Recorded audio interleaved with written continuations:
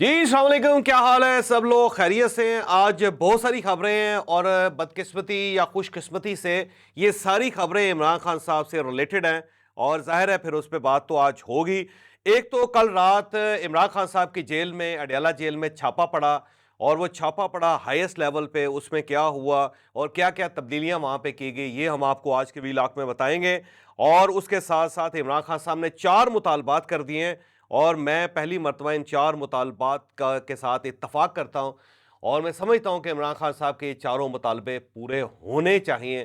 तमाम तर सियासी इख्तलाफ के बावजूद मैं समझता हूँ कि यहाँ पे इमरान खान साहब ठीक है। वो 4 मुतालबात कौन से हैं और मैं क्यों उसको उसकी सपोर्ट कर रहा हूँ, ये हम आपको आज के व्लॉग में पूरी तफसील से बताएंगे। फिर इमरान खान साहब ने कहा है कि 8 सितंबर का जलसा हतमी है, ये किसी तरीके से तब्दील नहीं होगा और साथ उन्होंने कौम को एक पैगाम भी दिया है। क्या पैगाम है वो भी इसी व्लॉग में आपको बताया जाएगा। आज जब वो मीडिया से बात कर रहे थे तो एक डीएसपी ने उनके साथ बदतमीजी की। ये कौन से डीएसपी हैं, क्यों हैं और क्यों बदतमीजी की, क्या बदतमीजी की, ये भी हम आपको आज के व्लॉग में बताएंगे। और उसके साथ साथ इमरान खान साहब ने इंकशाफ किया है कि काजी फायज ईसा साहब के जाते ही 4 हलके खुलेंगे और ये हुकूमत खत्म हो जाएगी। इस इंकशाफ की बुनियाद क्या है, ये भी आपको इसी व्लॉग में बताया जाएगा।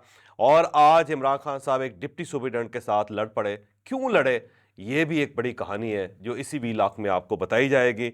और साथ साथ खैबर पख्तूनख्वा की गवर्नमेंट ने 9 मई पर एक इंक्वायरी कमीशन बनाने का फैसला कर लिया है। इस फैसले का क्या फायदा होगा, ये भी इसी व्लॉग में बताया जाएगा। लेकिन व्लॉग की तरफ जाने से पहले मेरी आपसे रिक्वेस्ट है कि चैनल को सब्सक्राइब जरूर कीजिएगा और ये जो बेल आइकन है उसको जरूर प्रेस करें ताकि नोटिफिकेशन आपको मिलता रहे।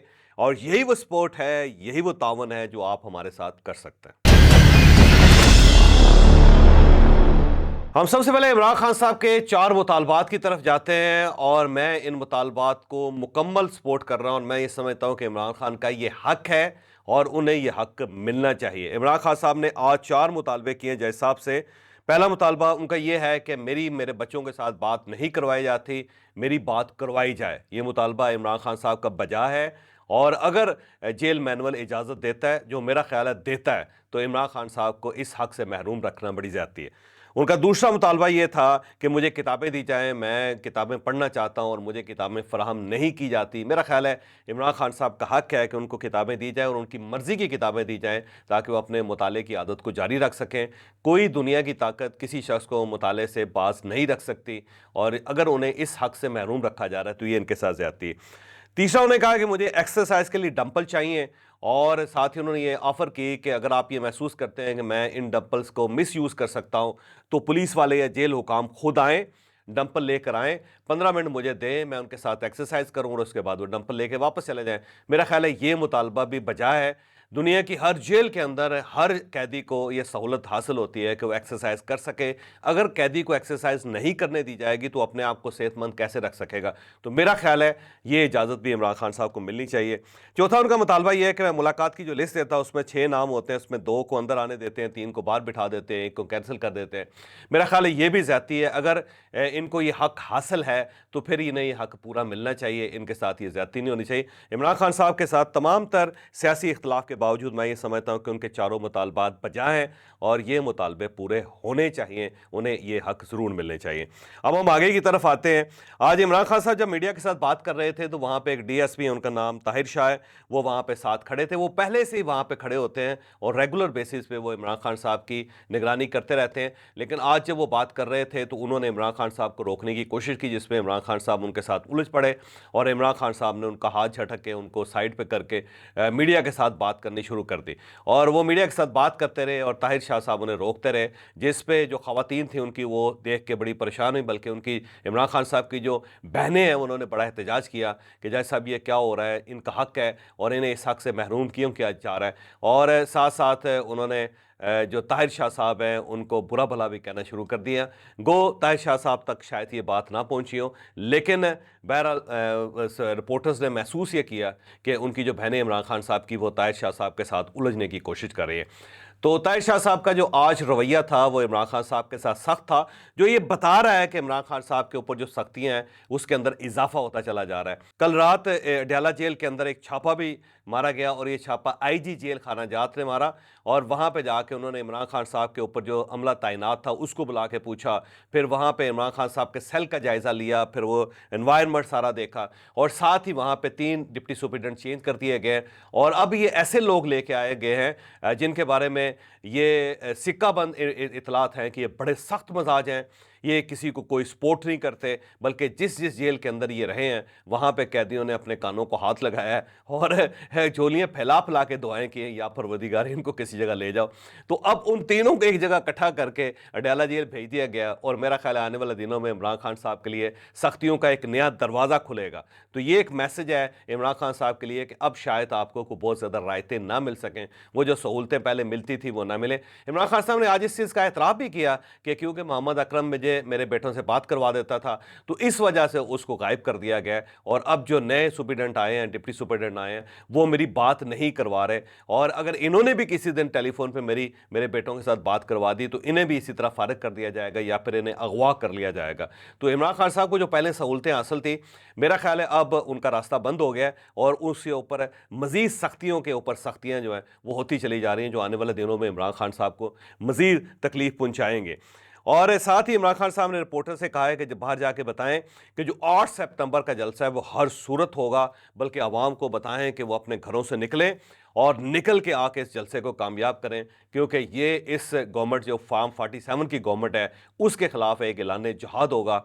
अगर आप झोंक तर झोंक आएंगे, घरों से बाहर निकलेंगे, मिलियंस के हिसाब से आएंगे, तो उसके बाद ये गवर्नमेंट चली जाएगी, ये स्याह दौर जो ख़त्म हो जाएगा। तो इमरान खान साहब ने एक पैगाम ये दिया है, जो वो बार बार कह रहे हैं ना, 8 सितंबर का जलसा जो है वो हर सूरत होगा। तो मेरी अपनी इंफॉर्मेशन भी ये है कि 8 सितंबर के जलसे के लिए क्योंकि एक एग्रीमेंट है गंडापुर साहब के साथ और उस एग्रीमेंट को गवर्नमेंट जो है पाबंद है कि वो उसके मुताबिक जलसा होने दें, लेकिन जो इमरान खान साहब बहुत ज़्यादा जोर दे रहे हैं उससे मुझे जलसा मशकूक होता हुआ नज़र आ रहा है, क्योंकि इमरान खान साहब जब पूरी कन्विक्शन के साथ बात करते हैं तो कुछ अरसे बाद उन्हें यू टर्न ज़रूर लेना पड़ता है। तो अब ये जो बार बार कह रहे हैं ना, उससे मुझे ख़तरा महसूस हो रहा है कि कहीं ऐसा ना हो कि यह जलसा भी पाकिस्तान तहरीक इंसाफ का ना हो सके।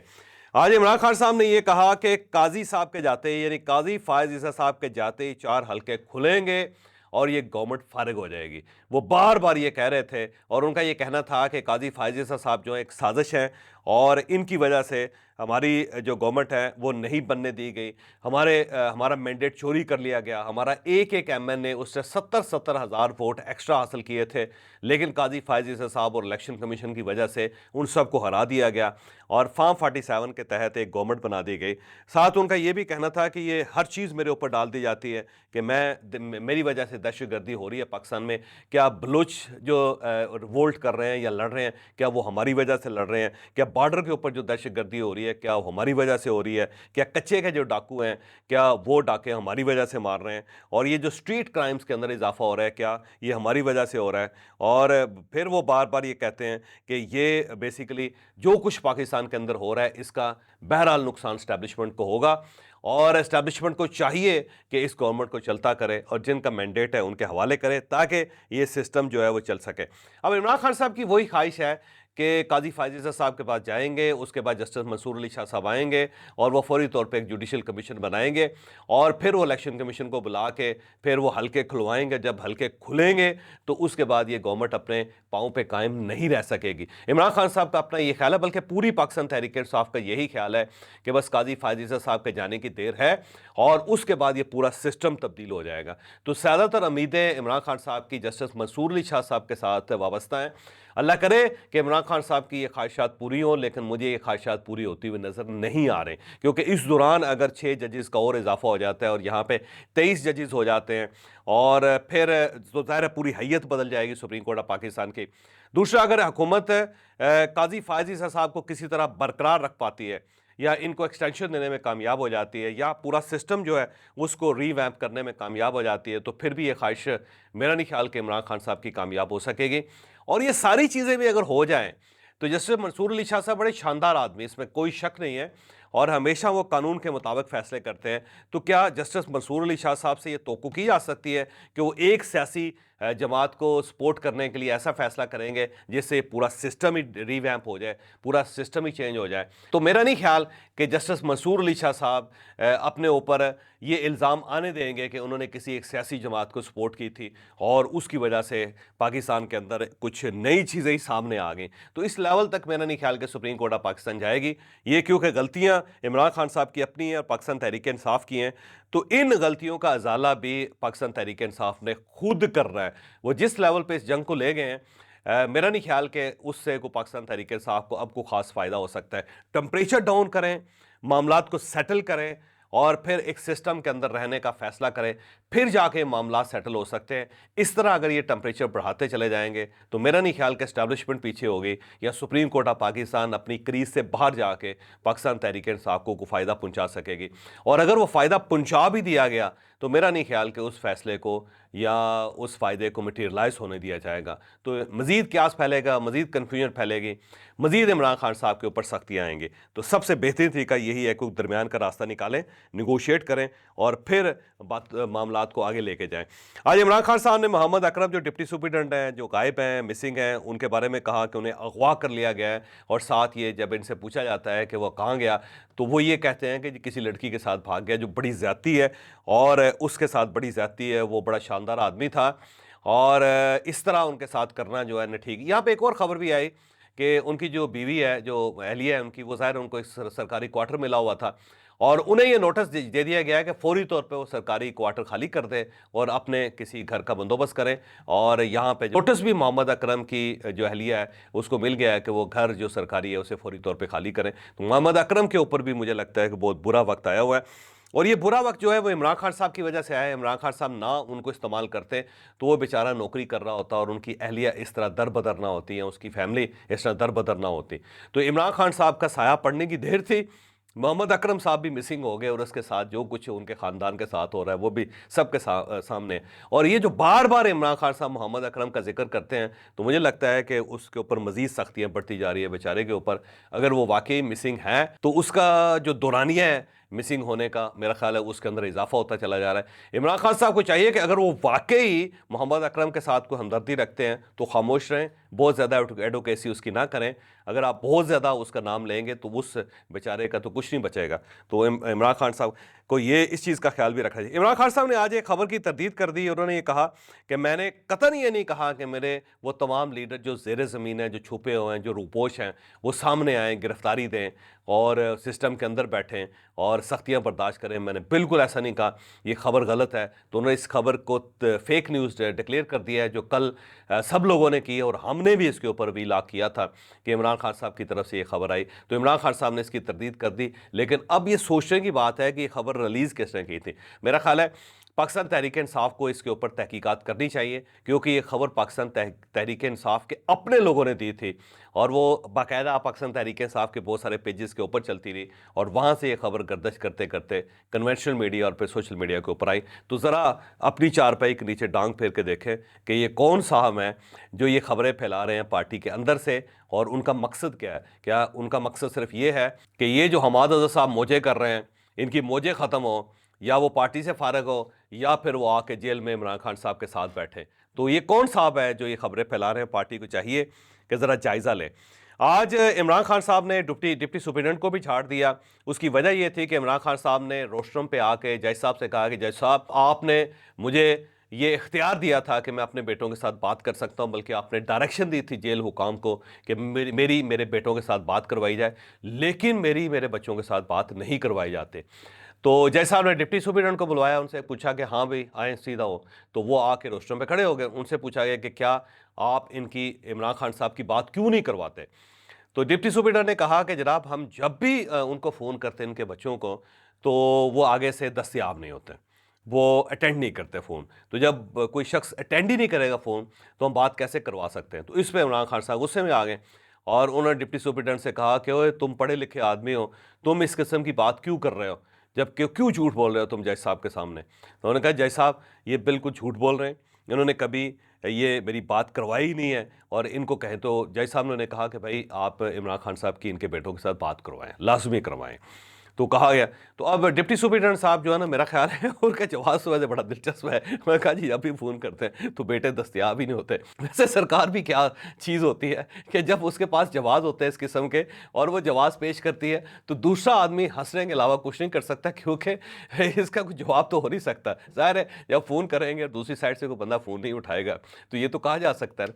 अब सवाल ये है कि क्या जो उनके साहबजादे हैं उन्हें जो फ़ोन किया जा रहा है उनको कैसे पता होगा कि ये फ़ोन पाकिस्तान से आ रहा है और इनके वालिद के लिए आ रहा है और इन्हें वो फ़ोन अटेंड करना चाहिए। हो सकता है अजनबी नंबर समझ के उनके साहबजादे फ़ोन ना उठाते हों कि उन्हें ये महसूस हो कि कहीं ऐसा ना हो जाए कि पाकिस्तान से किसी गलत साइड से हमें फ़ोन आ रहा हो और हम उठाएं और उससे हमारे वालिद की ज़िंदगी में मज़ीद तकलीफ़ें बढ़ जाएँ। तो मेरा ख्याल है कि जैसा आपको ये डायरेक्शन देनी चाहिए कि पहले जी उनको मैसेज करें कि आपके वालिद आपसे बात करना चाहते हैं, और अगर वो ओके करें तो फिर उसके बाद कॉल कर लें, और अगर वो ओके नहीं करते तो आपके पास एक स्क्रीनशॉट होगा कि जनाब ये देखिए हमने मैसेज किया लेकिन उनके बेटों ने उसका कोई जवाब नहीं दिया इसलिए हम बात नहीं कर सके। तो मैं थोड़ा सा बेहतर तरीका आपको बता रहा हूं। इसके साथ साथ इमरान खान साहब ने यह भी कहा कि ये किस किस्म का ओपन ट्रायल है कि यहां पे ना मेरे वकील आ सकते हैं, ना मेरी पार्टी के लोग आ सकते हैं, ना मेरे खानदान के लोग आ सकते हैं, ना मीडिया यहां पे आता है।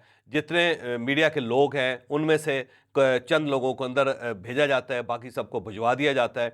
अलीमा खान साहबा ने बाहर आज तकरीर की और वहाँ पे उन्होंने खड़े होकर कहा कि जो रिपोर्टर्स हैं वहाँ पे 2 ऐसे रिपोर्टर्स हैं जो किसी और को जाकर रिपोर्ट करते हैं और वो वहाँ पे जो खबरें हो रही होती है उनको एडिट भी किया जाता है और एडिटिंग के बाद उसे मीडिया के ऊपर पेश किया जाता है। तो उन्होंने ये इल्ज़ाम लगाया अलीमा खान साहबा ने भी, और इमरान खान साहब ने भी आज जज साहब के सामने बात की कि ये जो ओपन ट्रायल पूरी तरह नहीं हो रहा तो मीडिया का पूरा एक्सेस दिया जाए। तो मैं इस चीज़ में बड़ा हैरान हूँ इमरान खान साहब की और इलीमा खान साहबा की कि इससे ज़्यादा सपोर्ट क्या हो सकती है। ये पाकिस्तान का पहला मुकदमा है जो जेल के अंदर चल रहा है, वहाँ पे बाकायदा रिपोर्टर्स को एक्सेस है, सारे रिपोर्टर्स वहाँ पे जाते हैं, एक एक चीज़ रिपोर्ट होती है, सोशल मीडिया के ऊपर होती है, कन्वेंशनल मीडिया के ऊपर होती है, अखबारात के अंदर होती है। और इमरान खान साहब का जो बयानिया है वो पूरे पाकिस्तान बल्कि पूरी दुनिया में जाता है। तो आज तक तो पाकिस्तान की हिस्ट्री में कोई ऐसा केस नहीं हुआ जिसमें इतनी सहूलतें दी गई हों। तो मज़ीद सहूलत क्या हो सकती है? मज़ीद सहूलत मेरा ख्याल ये हो सकती है कि वहाँ पे कैमरे लगाए जाएँ और इमरान खान साहब का जो खिताब है वो पूरी दुनिया को सुनाया जाए 3-3 4-4 घंटे। यही हो सकता है, इसके अलावा तो कुछ नहीं हो सकता। मुझे इजाज़त दीजिए, अगले व्लॉग में मुलाकात होगी।